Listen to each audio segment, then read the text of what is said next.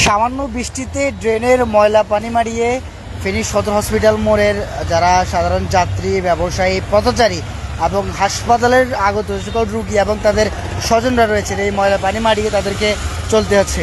অল্প কিছুক্ষণ আগেই ফেনীতে সামান্য বৃষ্টিপাত হয়েছে এবং বেশ ঝড়ো হাওয়া ছিল, দমকা হাওয়ার সাথে এই বৃষ্টিপাতলেই সদর হসপিটাল মোড়ের যে চিত্র দেখতে পাচ্ছেন, আমি যদি একটু ঘুরিয়ে দেখানোর চেষ্টা করি, পুরো হসপিটাল মোড় এবং একাডেমি সড়কে একই চিত্র।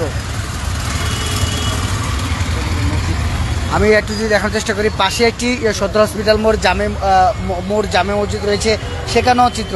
একটু সামান্য বৃষ্টি হলেই যে বৃষ্টির এবং ড্রেনের যে পানিগুলো রয়েছে সেগুলো এখনও মসজিদের যে বারান্দা রয়েছে, বারান্দায় প্রবেশের একটি উপক্রম তৈরি হয়েছে এবং সামান্য বৃষ্টি বাদলের মধ্যেই বৃষ্টির যে পানি সেটি আটকা পড়েছে এবং এখানকার যে ড্রেনগুলো রয়েছে আশপাশে, সেই ড্রেনগুলোতে ময়লা আবর্জনা কিন্তু এখনও দেখা যাচ্ছে।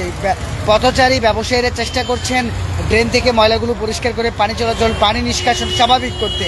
তবে বৃষ্টির প্রায় আধা ঘন্টা পার হলেও এখনও ফেনী পৌরসভা কিংবা সংশ্লিষ্ট কাউকে এই স্থানে দেখা যায়নি।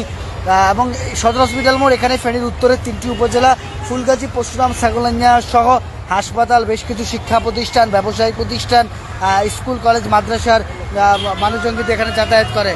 এখানেই দেখা যাচ্ছে এই সামান্য বৃষ্টিতে যে জলাবদ্ধতা সৃষ্টি হয়েছে, এখানকার গুরুত্বপূর্ণ একটি মোড়ে আগত যে সকল মানুষজন রয়েছে তারা আসলে সবচেয়ে বেশি বিপাকে পড়বেন এবং অনেকে আসলে অভিযোগ করছেন, ক্ষোভে ফুঁসছেন সামান্য বৃষ্টিতে যে জলাবদ্ধতা সৃষ্টি হচ্ছে হসপিটাল মোড়ে এবং সম্পূর্ণ যে ময়লার পানি এবং এখানকার যে ড্রেনের পানিগুলো রয়েছে সেগুলো এখন মূলত সড়কে উঠে পড়েছে।